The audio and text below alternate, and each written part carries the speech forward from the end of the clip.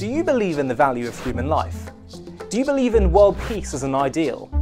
Do you believe in justice and equality, universal education, the importance of family and social responsibility? What's crazy is that these are 6 things that actually most people of all religions and no religion can agree upon. Imagine that! It is these principles which ensure the longevity of society. And each of these ideas change the fabric of mankind. But the question I want to ask is, where did they come from? Where did these values that we all agree upon come from? We are told that much of modern civilization stems from the Romans and the Greeks, who were undoubtedly innovators of much of what we know today. But did they propagate these key values? Historian Ken Spiro wrote a book exploring these issues called World Perfect.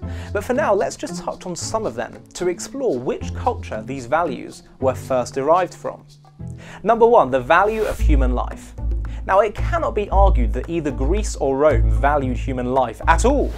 Most ancient civilizations were known for practicing infanticide for population control.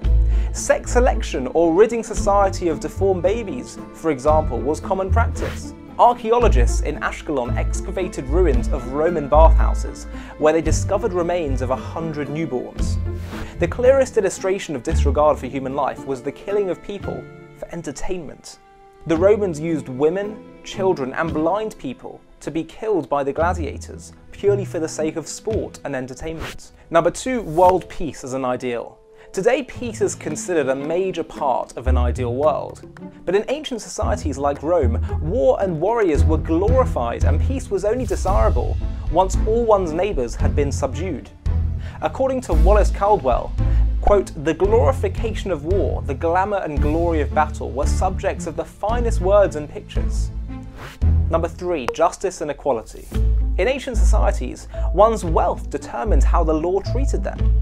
In many, noblemen practiced a concept called droit de seigneur, or the right of the lord, where a lord would take a peasant's bride on her wedding night and have the legal right to rape her.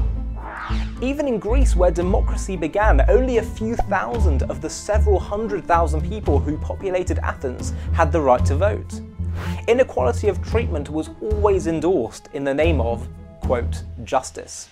Number 4, universal education. Historians write that the literacy rates in Greece and Rome were roughly between 10% to 15%. The ruling majority and those high up the aristocratic system were educated, but the focus of the average peasant was merely making the daily bread. Furthermore, education was not free, because education empowers people, and so it was kept away from the masses, and the same was true in Europe for centuries.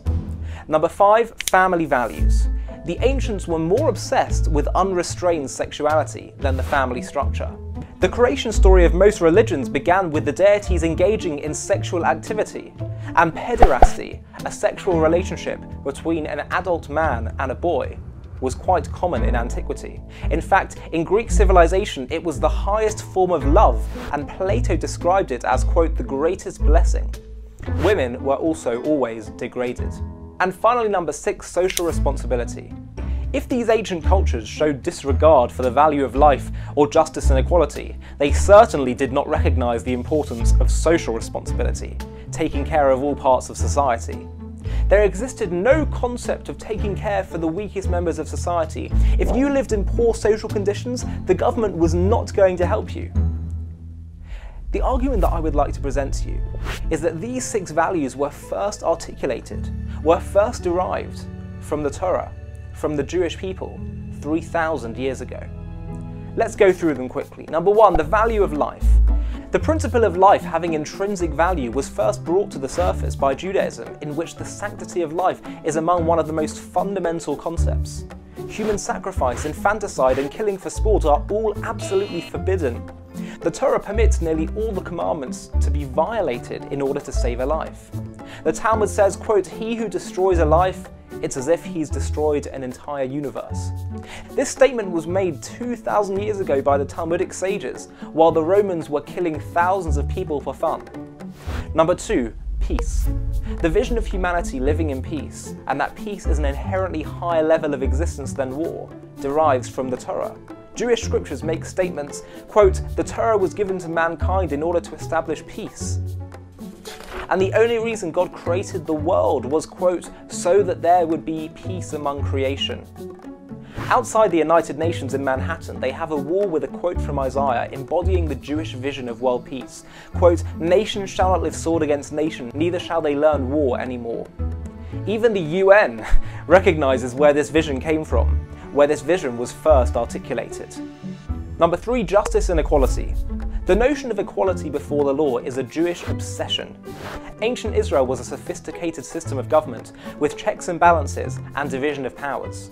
The king was subject to the law, and judges were held to account carefully. The requirement for a judge to act fairly without any bribery is clearly stated.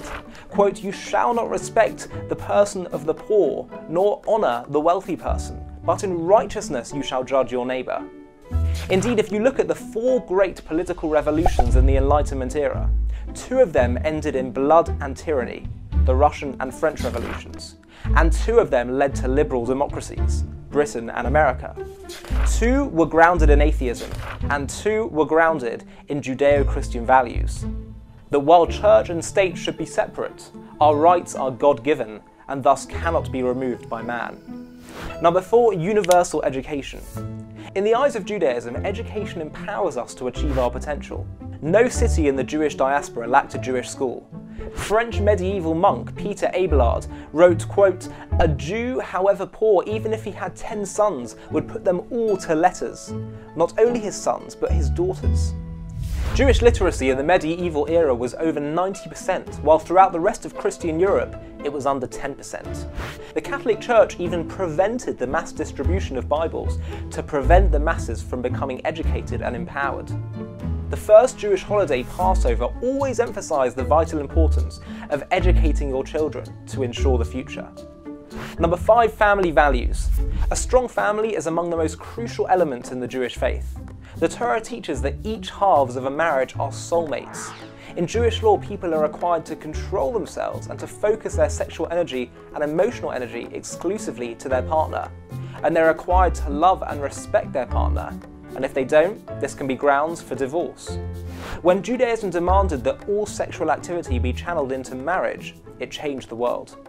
And finally, number 6, social responsibility. Everyone is responsible for society. That's the Jewish view.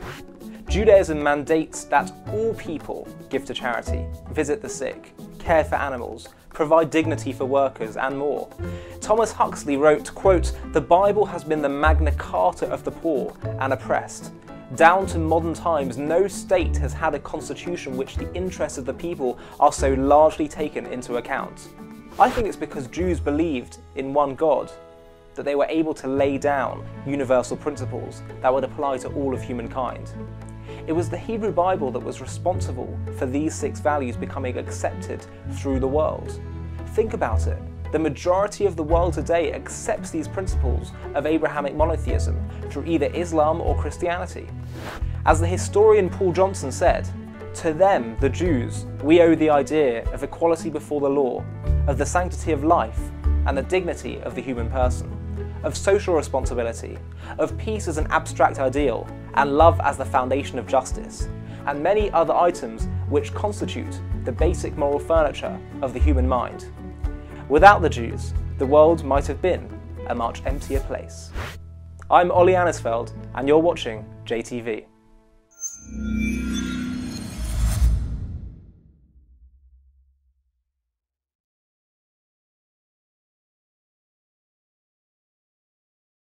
To stay up to date with the latest JTV content, if you're on YouTube, click subscribe below the video and the alarm bell. And if you're on Facebook, click the like button, and under following, click see first.